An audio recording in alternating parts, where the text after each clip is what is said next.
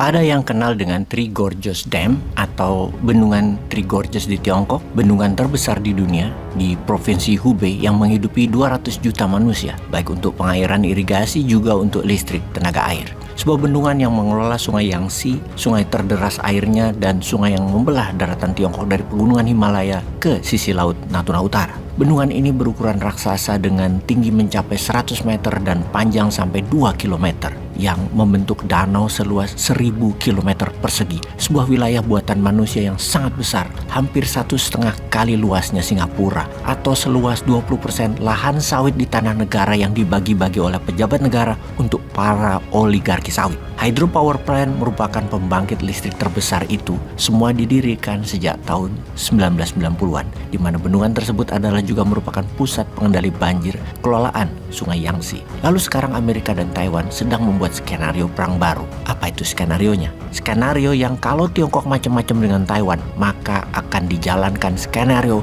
untuk menyerang bendungan Three Gorges tersebut yang akan membuat 400 juta manusia Tiongkok terimbas. Air yang mengalir dari sisi barat ke timur tadi bukan hanya menggenang sisi timur dan tengahnya Tiongkok, bukan hanya kota Wuhan tenggelam atau Changsha atau kota pelabuhan Fuzhou dan Wuhan, namun akan sampai ke kota Shanghai di utara dan Chengdu di barat serta instalasi militer di Nanjing. Kota industri Chengdu, Wuhan, Fujian akan tenggelam. Kota metropolitan pelabuhan instalasi militer di Shanghai, Fuzhou dan Nanjing akan tenggelam.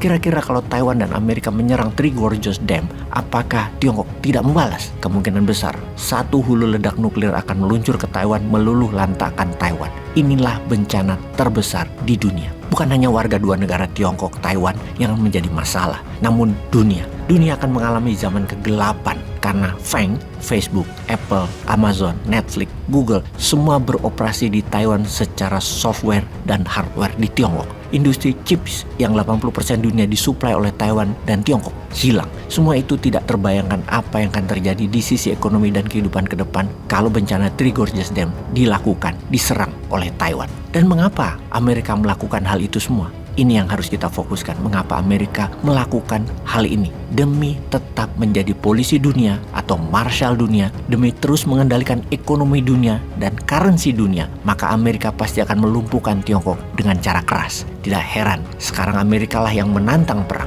Amerika sedang memancing-mancing Tiongkok untuk menyerang secara militer. Pertahanan antar pulau atau island chain defense dilakukan Amerika adalah mengkotakkan Tiongkok dengan Laut Pasifik. Artinya seluruh armada dagang dari Shanghai, Fuzhou, Hong Kong harus melewati barikade pertahanan Amerika. Tiongkok tidak suka hal itu. Yang jadi pertanyaan adalah siapa nanti yang akan menyerang duluan? Sama seperti yang Amerika lakukan, yaitu meminjam tangan NATO. Mereka ekspansi meluas terus sampai ke perbatasan Rusia yang Rusia sudah peringati NATO berkali-kali. Jangan maju ke Ukraina. Ternyata pelawak Yahudi Zelensky dimenangkan oleh Amerika untuk jadi pemimpin boneka di Ukraina untuk mengajukan Ukraina jadi member NATO. Ya dihajarlah Ukraina oleh Rusia. Jadi kesannya Rusia duluan menyerang, padahal itu diprovokasi oleh NATO. Ujung-ujungnya diprovokasi Amerika. Demikian juga pertahanan antar pulaunya Amerika dari Mageshima, Jepang sampai Filipina adalah mengkonten Tiongkok yang pertahanannya Amerika sekarang maju ke Taiwan.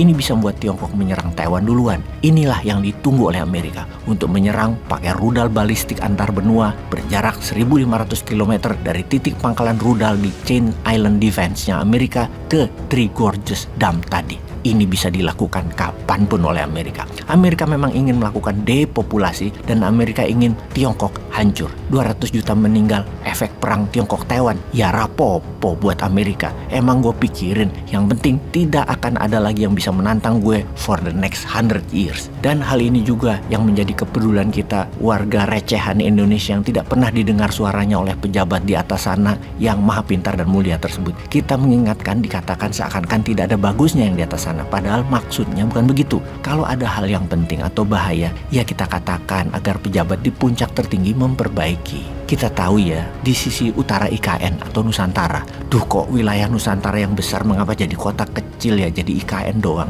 Yo wes, semua sudah diputuskan oleh pejabat tertinggi. Kita bisa apa? Oke, kita lanjut. Sisi utara IKN dari sisi pertahanan ya, kacamatanya melihatnya adalah wilayah kosong instalasi militer.